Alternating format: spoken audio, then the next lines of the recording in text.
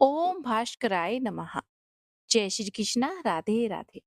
प्रिय श्रोताओं, आज हम सुनने जा रहे हैं रविवार व्रत की कथा। प्राचीन काल में एक राजा था और एक रानी थी। उनके पास सिपाही, घोड़े, दास दासियां, धन दौलत सब कुछ था। सिर्फ उनकी कोई संतान नहीं थी। इसी कारण वे दोनों राजा रानी बहुत दुखी रहते थे।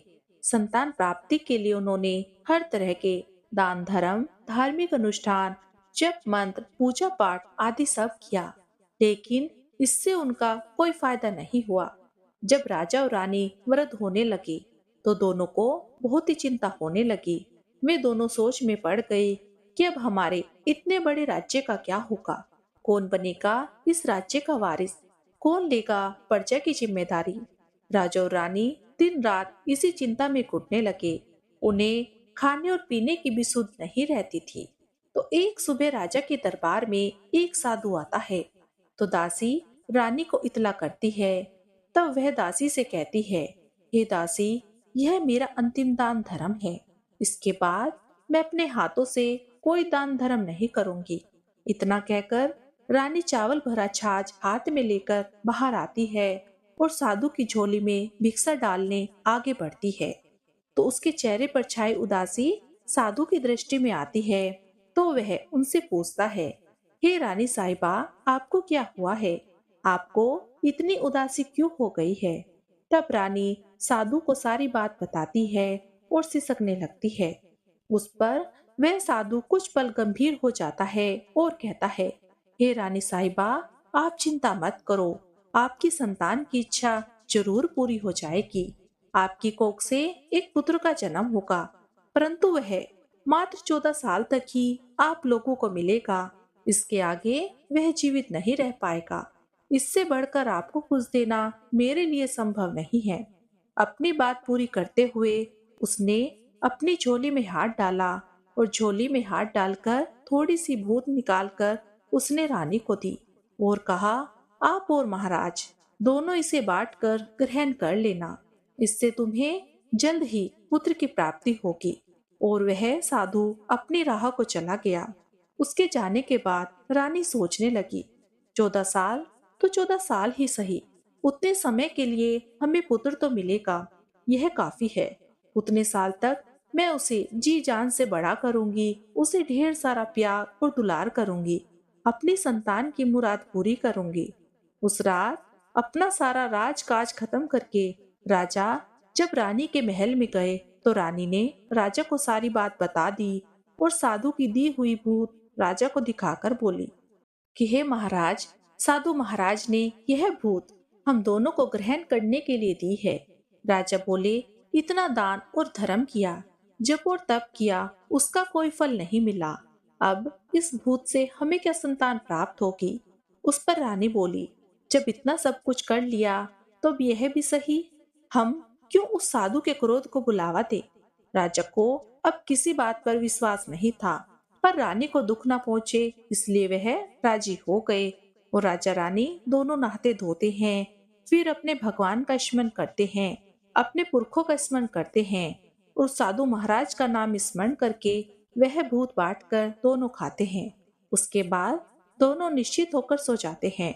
तो कुछ दिन गुजर जाते हैं और साधु द्वारा कहे अनुसार रानी गर्भवती हो जाती है। उस पर राजा और रानी दोनों की खुशी का कोई ठिकाना नहीं रहा। राजा रानी से बोलते हैं, महारानी, सचमुच साधु महाराज की कृपा हो गई। तो 9 महीने के बाद रानी ने एक सुंदर पुत्र को जन्म दिया। राजा ने बड़ी धूमधाम से पुत्र का नामकरण किया। सारे राज्य में 8 दिन तक उत्सव मनाया गया। अपने पुत्र की कुंडली देखने के लिए राज्य के सबसे बड़े विद्वान पंडित को बुलाया गया। तो कुंडली देखकर पंडित जी बड़े चिंतित हो गए। कहने लगे, महाराज, हमारा राजपुत्र सिर्फ 14 साल तक ही हमारे पास रहेगा। राजा को इस बात की भनक तो पहले ही थी। रानी को भी साधु महाराज की बात याद थी। दोनों चुप रहते हैं। उसके बाद राजा और रानी बड़े प्यार से बेटे की परवरिश करते हैं और उसकी हर ख्वाहिश पूरी करते हैं।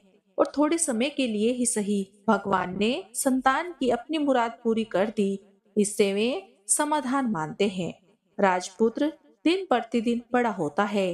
जब वह 7 साल का हो जाता है तो राजा एक अच्छे गुरु की नियुक्ति करके उसे पढ़ाई लिखाई, घुड़सवारी आदि 12 विद्याओं का शिक्षण देते हैं।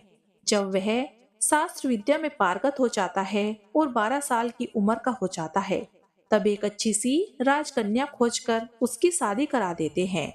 तो 2 साल और बीत जाते हैं। बेटा 14 साल का हो जाता है। एक दिन राजपुत्र राजा से बोला, पिताजी, मैं अपना सारा राज्य घूमकर देखना चाहता हूँ। आज तक मैंने सिर्फ इस रजवाड़े के अतिरिक्त कुछ नहीं देखा। बेटे की बात सुनकर राजा चिंतित हो जाते हैं, क्योंकि पुत्र को 14वां साल शुरू हुआ था। अब कोई अनहोनी होने का वक्त नजदीक आ पहुंचा था। लेकिन राजा यह सब बातें पुत्र को बता नहीं सकते थे।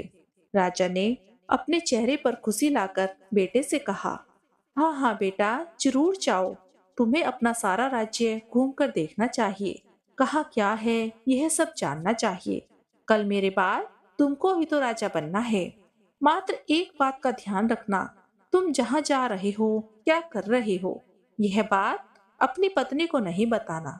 पुत्र कहता है, ठीक है पिताजी, आपने जो कहा है मैं वैसा ही करूँगा। राजपुत्र दिन भर अपनी पत्नी के साथ रहता, खुशियां मनाता और रात को 12 बजे वह उठकर बाहर चला जाता।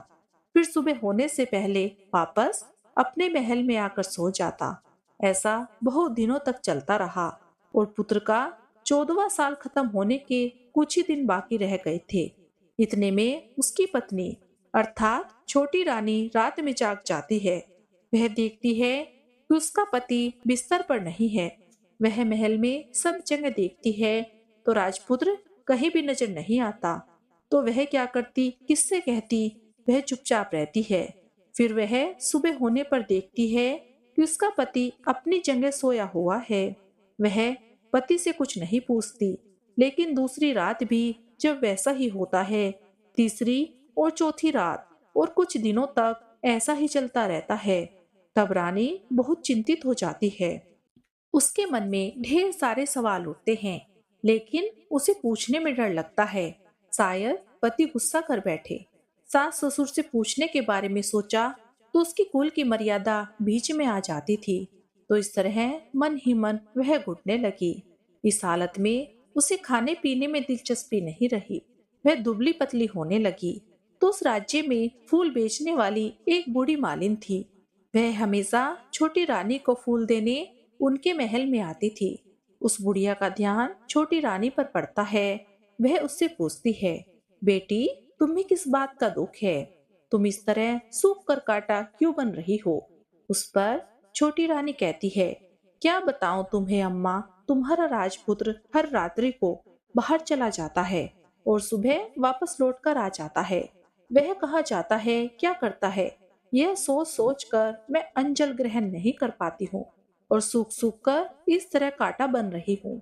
बुढ़िया सब बात सुनकर उसे एक उपाय बताती है कि बेटा ऐसा करना, आज रात को तुम सोना मत, उसके पीछे जाकर देखना कि वह कहाँ जाता है, क्या करता है और उसकी अच्छी तरह से पहरेदारी करना।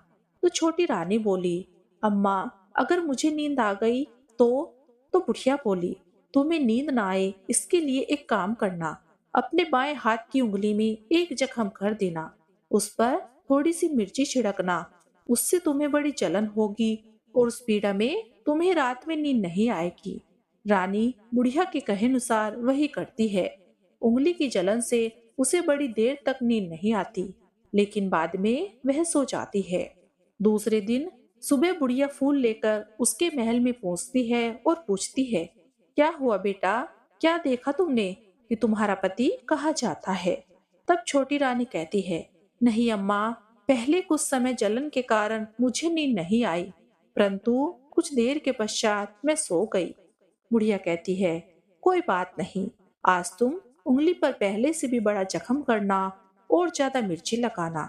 तो रानी ने वैसा ही किया, परंतु वह सिर्फ पति को बाहर निकलते हुए देख पाती है, उसके पीछे नहीं जा सकती, क्योंकि उसे फिर से नींद आ जाती है।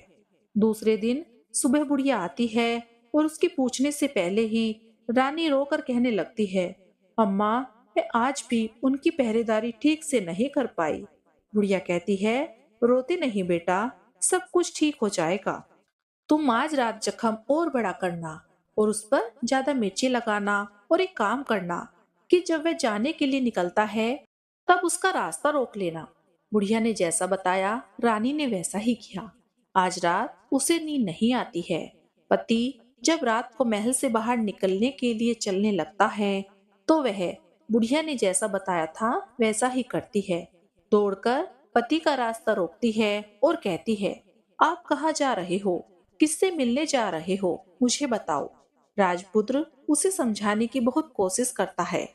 देखो, अगर मैंने तुम्हें यह बता दिया तो मैं तुम्हें दोबारा नहीं मिल पाऊंगा।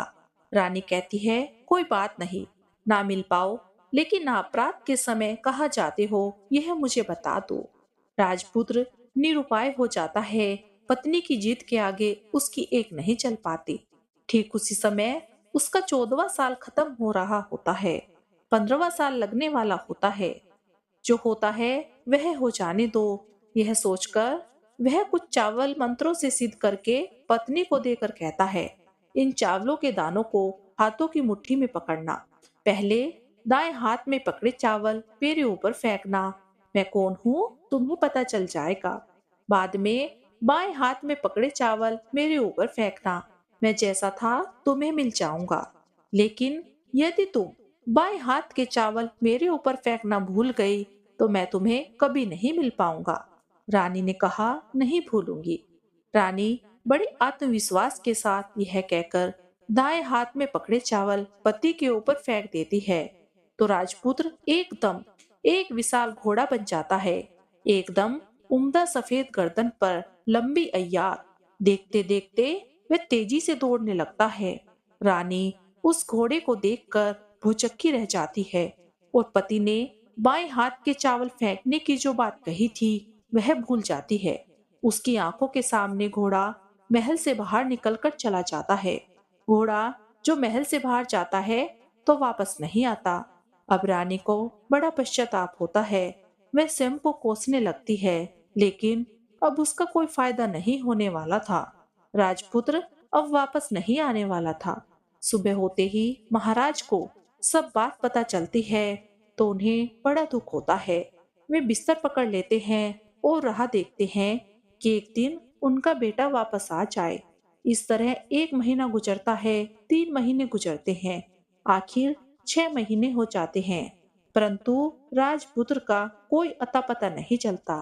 प्रधान राजपुत्र को ढूंढने के लिए राज्य के गांव-गांव में सिपाही भेजता है, लेकिन उन्हें कोई सफलता नहीं मिलती।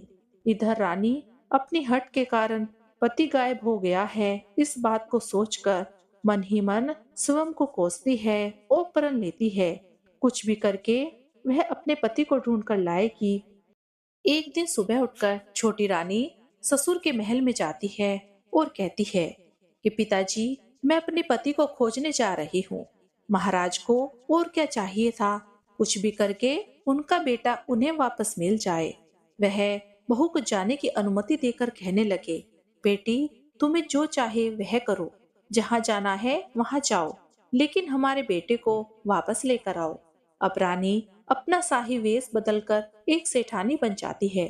कुछ दासियों को, कुछ नौकरों को साथ ले लेती है, कुछ सामान साथ में ले लेती है और राज्य की सीमा पर जाकर एक भोजनालय खोल देती है। वहां आने वाले यात्रियों को खाना मुफ्त में देने लगती है, मात्र एक शर्त के साथ। खाने वाले को उसकी देखी कोई अजीब चीज उसकी मालकिन अर्थात राजकन्या को बतानी पड़ेगी। तो वहां आने वाला हर नागरिक अपनी तरफ से मैंने यह देखा, मैंने वह देखा, ऐसा कहकर वहां से मुफ्त खाना खाकर जाता था। परंतु रानी को जो बात चाहिए थी वह अभी तक नहीं मिली थी। ऐसे ही कुछ दिन बीत गए तो रानी के महल में फूल लेकर जाने वाली बुढ़िया के एक बेटा और बहू थे। उनका एक छोटा बेटा था, अर्थात बुढ़िया का एक पोता था। तो बेटा और बहू सुबह काम के लिए निकलते थे तो पोते को संभालने की जिम्मेदारी बुढ़िया पर रहती थी। वह दिन भर पोते को संभालती थी।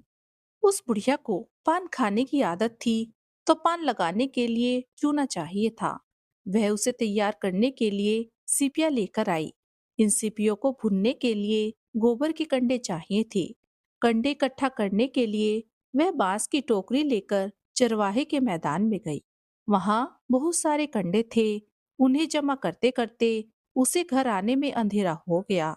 इस ओर शाम होते ही काम से वापस आकर बेटे और बहू ने देखा कि बच्चा घर पर अकेला है और रो रहा है।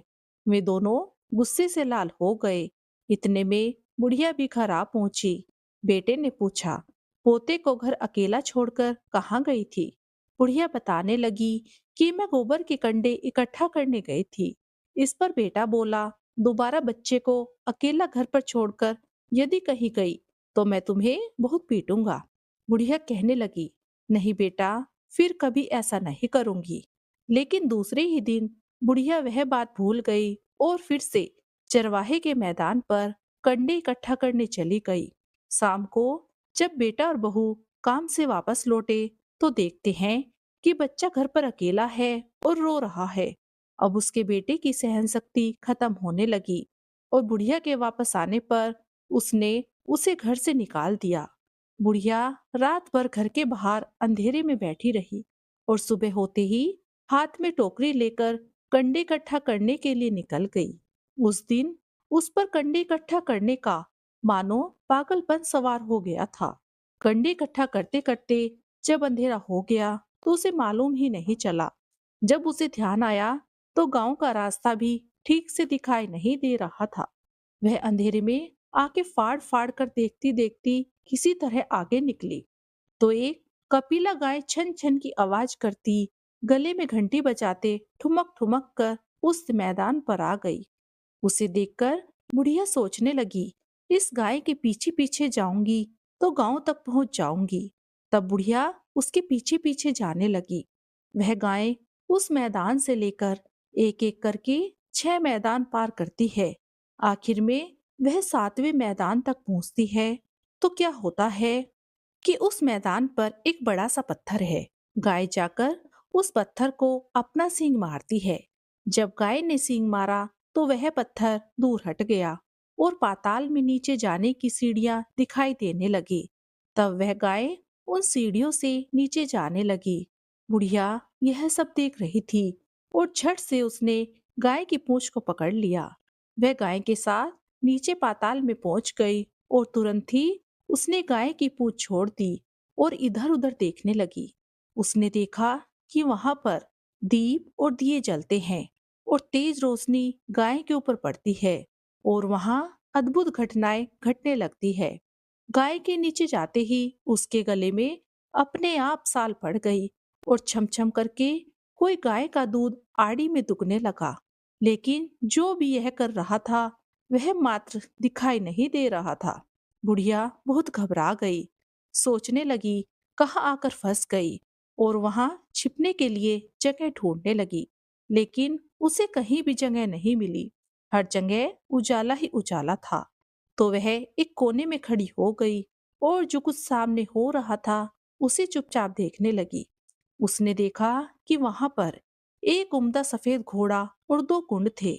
उसमें से एक कुंड में उस घोड़े ने छलांग लगाई और ऊपर आ गया और उस घोड़े को अब राजपुत्र का रूप प्राप्त हो गया। फिर उसने दूसरे कुंड के पानी में स्नान किया, वहां रखे नए कपड़े पहने और नजदीकी एक सुंदर पलंग था, उस पर आकर बैठ गया। उसके सामने अपने आप 5 पकवानों की थाली आ गई, दूध की एक प्याली भी आ गई, पान सुपारी आ गई। उसके सामने एक दिया जल रहा था। फिर राजपुत्र ने खाना खाया, पानी पिया, पान सुपारी खाई और बिस्तर पर लेट जाने से पहले सूर्य देव का स्मरण करके सामने जलते हुए दिए से पूछा, हे दीपांकर, मेरे माता पिता क्या कर रहे हैं? दिया बताने लगा, बेटे के शोक में डूबे हैं। राज्य कौन संभाल रहा है? तो दिया बोला कि राज्य प्रधान संभालते हैं। उसने पूछा कि मेरी पत्नी क्या करती है? तो दिए ने कहा कि उसने चौराहे पर भोजनालय शुरू किया है और आते जाते लोगों से वह नई खबर के बारे में पूछती है। दिए के यूं कहते ही राजपुत्र कहने लगा कि ठीक है। उसके बाद वह सो गया। बुढ़िया कोने में खड़ी हुई सब कुछ देख रही थी। ऐसी अद्भुत घटना उसने जिंदगी में पहली बार देखी थी। उसे अंदर ही अंदर चुलबुलाहट होने लगी। वह अपनी भूख प्यास भूल गई और आगे क्या होता है देखने की उत्सुकता से देखने लगी। लेकिन उसके बाद और कुछ घटनाएं नहीं घटी। रात गुजर गई और सुबह हो गई। पलंग पर सोया हुआ राजपुत्र उठा और फिर से पहले वाले कुंड में छलांग लगाई। तो अब वह फिर से घोड़ा बनकर कुंड से बाहर आ गया। वह तेजी से उस पाताल नगरी से बाहर निकल गया। लेकिन वह कहाँ गया बुढ़िया को कुछ भी पता नहीं चला। उसके बाद पिछली रात की तरह कोई उस गाय को छम करके दूध दुखने लगा। जैसे ही दूध दुखना खत्म हुआ, गाय के गले की साल अपने आप खुल गई और वह गाय तेजी से ऊपर जाने लगी, सीढ़ियों की ओर भागने लगी। गाय को दौड़ता हुआ देखकर बुढ़िया सोचने लगी कि अब गाय के साथ यहाँ से ऊपर जाना ही समझदारी होगी, नहीं तो कोई मुसीबत आकर उसके ऊपर टपक जाएगी। फिर उसने झट से गाय की पूंछ पकड़ ली और गाय के साथ ऊपर आ गई। गाय जब मैदान में पहुंची तो सुरंग का रास्ता अपने आप बंद हो गया और उसके मुंह पर एक बड़ा सा पत्थर पहले की तरह खड़ा हो गया। ऊपर आकर वह गाय जंगल की ओर निकल गई। इधर बुढ़िया एकदम बावली सी हो गई। उसने पाताल नगरी में जो कुछ देखा था वह जल्दी से जल्दी किसी को बताने के लिए उतावली हो गई। उसे एकदम याद आया कि इस नगर की सीमा पार कोई औरत भोजनालय चलाती है और नई बात बताने वाले को अच्छा खाना पीना मुफ्त में देती है। वह सोचने लगी, क्यों ना मैं यह बात उस औरत को जाकर बताऊं। यदि उसे यह बात पसंद आ गई तो बाकी जीवन खाने पीने की झंझट से मुक्ति मिल जाएगी। बुढ़िया ने मन में तय किया और तुरंत ही भोजनालय के द्वार पर नगाड़े के साथ खड़ी हो गई और जोर जोर से नगाड़ा बजाना शुरू कर दिया। नगाड़े का इस तरह शोर सुनकर मालकिन मतलब छोटी रानी मन में प्रसन्न हो जाती है कि शायद कोई बड़ी बात लेकर यहाँ आया है। रानी सिपाहियों को आदेश देती है, चाहिए और जो कोई आया है उसकी अच्छी तरह से खातिरदारी कीजिए। आदेश पाते ही सिपाही नीचे दौड़कर गए तो एक बुढ़िया नगाड़ा बजा रही थी। उन्होंने पूछा, क्यों बुढ़िया, क्या हुआ, नगाड़ा क्यों बजा रही हो? बुढ़िया बोली, कुछ नहीं बेटा, यहाँ खाना मिलता है इसलिए आई हूँ। खाना चाहिए, मिलेगा?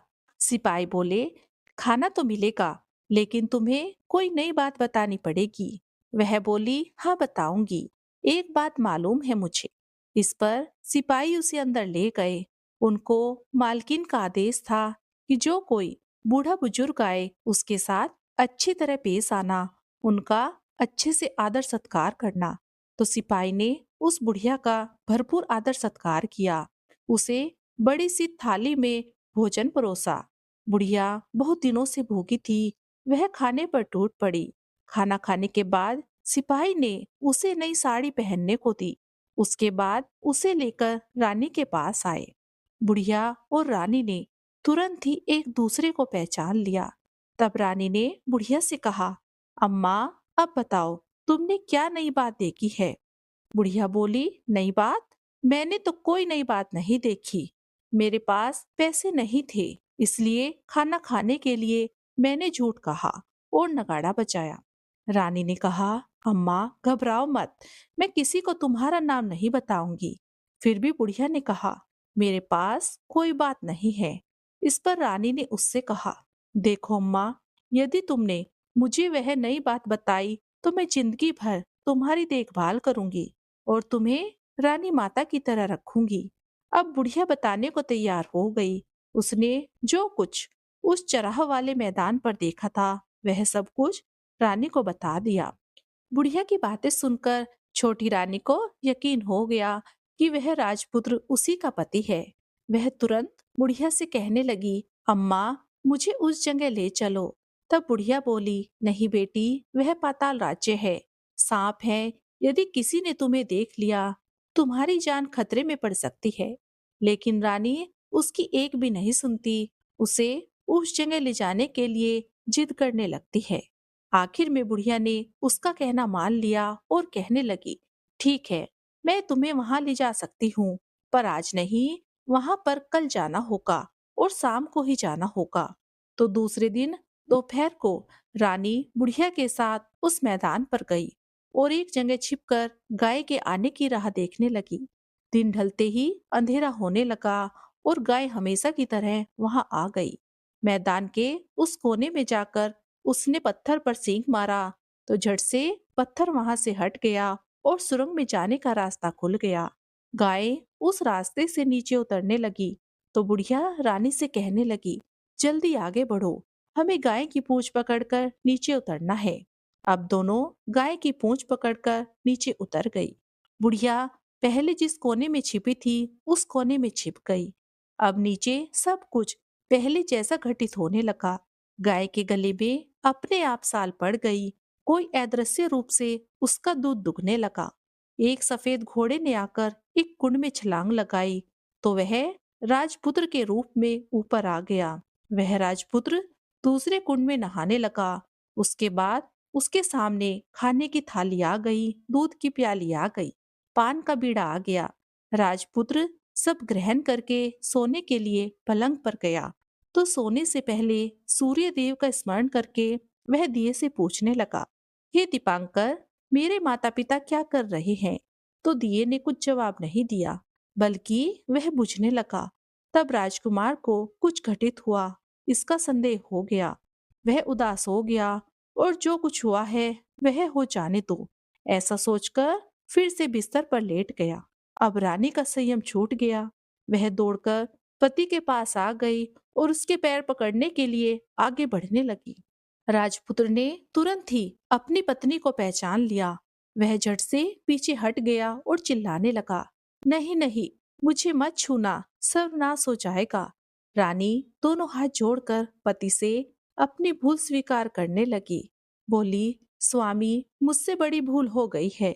मुझे आपसे नहीं पूछना चाहिए था कि आप रात को कहाँ जाते हो। मैं अपनी भूल स्वीकार करती हूँ। मुझे मेरी भूल की सजा मिल गई है। अब आप अपने घर चलो। आपके वियोग में आपके माता पिता ने बिस्तर पकड़ लिया है। आपकी प्रजा भी बहुत दुखी है।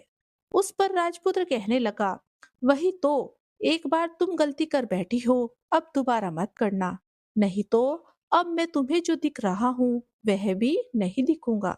रानी अब विलाप करने लगी, जोर जोर से जमीन पर सिर पटकने लगी। राजपुत्र के मन में उसके प्रति दया उत्पन्न हुई। तब वह उससे कहने लगा, यदि तुम मुझे पाना चाहती हो तो तुम्हें एक काम करना होगा। काम कठिन है लेकिन वह तुम्हें अकेले ही करना होगा। रानी ने कहा, कहो स्वामी, कितना भी कठिन काम हो मैं पूर्ण अवश्य करूंगी।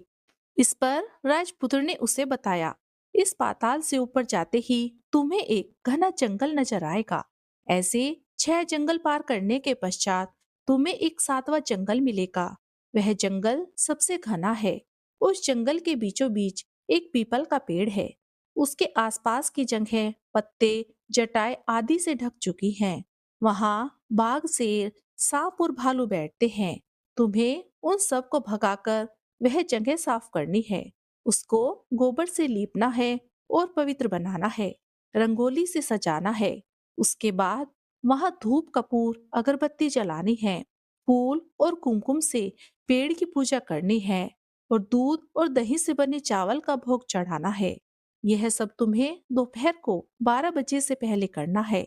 12 बजने के समय तुम्हें उस जगह पर बैठकर सूर्य भगवान का ध्यान करना है। ठीक 12 बजे सूर्य भगवान का रथ वहां उतरेगा। वे यह सब देखकर खुश हो जाएंगे और कहेंगे कि जिस किसी ने यह सब किया है मैं उसे मनचाहा फल दूंगा। तो तुम सामने जाकर उनके रथ का दाहिना घोड़ा मांग लेना, मैं तुम्हें मिल जाऊंगा। इतनी बात कहकर राजपुत्र अपने पलंग पर सो गया और छोटी रानी भोर होने की राह देखने लगी। भोर होते ही वह बुढ़िया के साथ गाय की पूंछ पकड़कर ऊपर आ गई। ऊपर आने के बाद वह बुढ़िया से कहने लगी, अम्मा, अब मैं अकेले ही आगे जाऊंगी, तुम भोजनालय वापस चली जाओ। वह जंगल में जाकर राजपुत्र की बताई जगह ढूंढने लगी और स्वयं आरी से वह जगह साफ कर दी। बाद में राजपुत्र ने जैसे बताया था वैसे ही लिपाई पोताई करके वापस आ गई। दूसरे दिन सुबह होने से पहले उठी और जंगल में उस जगह पहुंची। वहां जाकर इत्र और गुलाब का पानी छिड़ककर उस जगह को सुगंधित धूप अगरबत्ती जलाकर पवित्र किया और पूजा की सब सामग्री वहां तैयार कर सूर्य भगवान का ध्यान करके बैठ गई। जैसे ही पति के बताए अनुसार दोपहर को ठीक 12 बजे सूर्य भगवान का रथ उस पीपल के पेड़ पर आकर रुकता है। सूर्य भगवान ने जब रथ से नीचे देखा तो सुगंधित वातावरण देखकर वे बहुत प्रसन्न हो गए। फिर बोले, जिस किसी ने यह काम किया है वह यहाँ आकर आज मुझसे कुछ मांगे, मैं उसे दे दूंगा। रानी ने जब यह सबक सुने तो बिना समय गवाए दौड़कर उनके सामने आ गई और उनको साष्टांग नमस्कार करके बोली, भगवान, मैं वही हूँ जिसने यह जगह साफ की है। सूर्यदेव बोले, अच्छा, तो तुम्हें जो चाहिए वह मांग लो। भगवान, आप मुझे अपने रथ का दाहिना घोड़ा दे दीजिए। सूर्य भगवान बोले, नहीं नहीं, मैं तुम्हें और कुछ भी दे सकता हूँ, लेकिन यह घोड़ा नहीं दे सकता। मेरे रथ के 12 घोड़े हैं, तुम चाहो तो कोई और घोड़ा मांग लो, लेकिन यह दाहिना घोड़ा नहीं, वह मैं तुम्हें नहीं दे सकता। छोटी रानी ने एक नहीं सुनी, वह सूर्यदेव से एक ही बात पर अड़ी रही और कहती रही, भगवान, वही दाहिना घोड़ा दे दीजिए, नहीं तो मैं आपके चरणों में गिरकर अपनी जान दे दूंगी। अब सूर्यदेव धर्म संकट में पड़ गए, क्योंकि उन्होंने वचन दिया था। अब अपने वचन से पलट भी तो नहीं सकते थे। ठीक है, दे दिया तुम्हें घोड़ा, सूर्यदेव ने कहा। फिर एक बात और कही, देखो, मैंने तुम्हें घोड़ा तो दे दिया, लेकिन वह तुम्हें यहाँ नहीं मिलेगा, तुम्हें उसे पाताल में जाकर लाना होगा। रानी बोली, पाताल में ही क्यों भगवान, मैं उन्हें पाने के लिए कहीं भी जा सकती हूँ। रानी को वचन देकर सूर्यदेव अपने मार्ग को चले गए और इधर रानी जंगल से अपने भोजनालय में आ गई। फिर वह बुढ़िया को लेकर उस मैदान पर आ गई और जल्दी ही शाम हो गई। शाम होते ही वहां वह गाय आ गई और उसने सींग मारकर सुरंग का पत्थर हटाया और नीचे उतरने लगी। रानी और बुढ़िया जल्दी जल्दी उसकी पूंछ पकड़कर नीचे आ गई। नीचे पाताल में सब घटनाएं पहले की तरह घटने लगी। घोड़े का एक कुंड में नहाकर राजपुत्र बन जाना, नहा धोकर पलंग पर बैठना और खाने की थाली आना, दूध की प्याली आना, पान का बीड़ा आना। लेकिन आज एक नई घटना घटी। आज दो दो थाली, दो दो दूध की प्याली और दो दो पान के बीड़े थे। राजपुत्र कुछ नहीं बोला। उसने अपने हिस्से की थाली खाकर, दूध पीकर और पान का बीड़ा चबाकर सोने चला गया और हमेशा की तरह दिए से पूछने लगा, हे दिए दीपांकर, मेरे माता पिता क्या करते हैं? दिए ने बताया, वे तुम्हारे शोक में बढ़ने की स्थिति में पहुंच गए हैं। ऐसे सुनकर झट से उसकी आंखों से आंसू टपकने लगे। फिर वह पूछने लगा, हे दीपांकर, मेरा राज्य कौन चला रहा है? दिया बोला, तुम्हारा राज्य प्रधान चला रहा है और वह सब कुछ हड़प चुका है।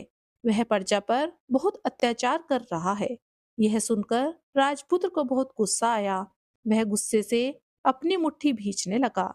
अब वह पूछने लगा, हे दिए दीपांकर, मेरी पत्नी क्या कर रही है? अब दिया कुछ नहीं बोला और चुप रहा। अब रानी का संयम जवाब दे गया। वह दौड़कर पति के गले लग गई। अब मैं तुम्हें मिल गया, राजपुत्र कहने लगा। सच कहते हो, अब आप फिर से घोड़ा तो नहीं बनोगे ना?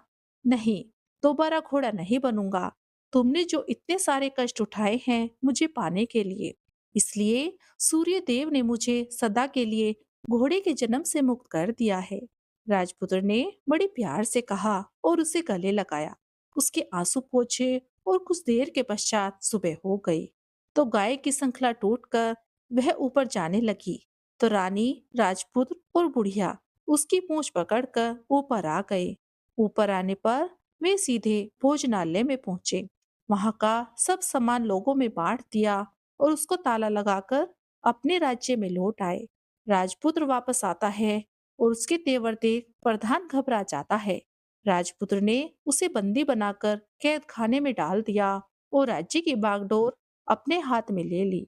उसके बाद वह अपने माता पिता से मिलने उनके महल में गया। तब राजपुत्र क्या देखता है कि उसके माता-पिता उसके शोक में अस्थि पंजर बने हुए हैं। पुत्र को वापस आया देखकर मरणासन राजा रानी की आंखों से आंसू टपकने लगे। उन दोनों ने पुत्र को गले लगा लिया, उसे प्यार से सहलाया और इतना होने के बाद उनकी सेहत में एकदम सुधार आने लगा। वे अब बिस्तर से उठकर बैठ गए, पुत्र को आशीर्वाद देने लगे। राजपुत्र के आने की खबर तुरंत ही राज्य में फैल गई। प्रजा खुशी से फूली नहीं समाई। प्रजाजन राजमहल के सामने इकट्ठा हो गई। राजपुत्र ने भी उन्हें दर्शन दिए और आज से उन्हें कोई दुख नहीं पहुंचाएगा, ऐसा वचन भी दिया। अब राजा अपने पुत्र का राज्याभिषेक करके उसे सिंहासन पर बिठाता है और बहू को महारानी का दर्जा देता है और स्वयं अपनी पत्नी के साथ ईश्वर स्मरण करते हुए खुशी से दिन बिताते हैं। महाराजा बना राजपुत्र अच्छी तरह से राज्य चलाने लगा और अपनी पत्नी के साथ सुख शांति से जीवन बिताने लगा। उस बुढ़िया को रानी ने अपने पास ही रख लिया और उसकी अच्छी तरह से देखभाल करने लगी। बुढ़िया और उसके बुढ़ापे के दिन खुशी से गुजरने लगे। तो प्रेम से बोलिए सूर्य नारायण भगवान की जय।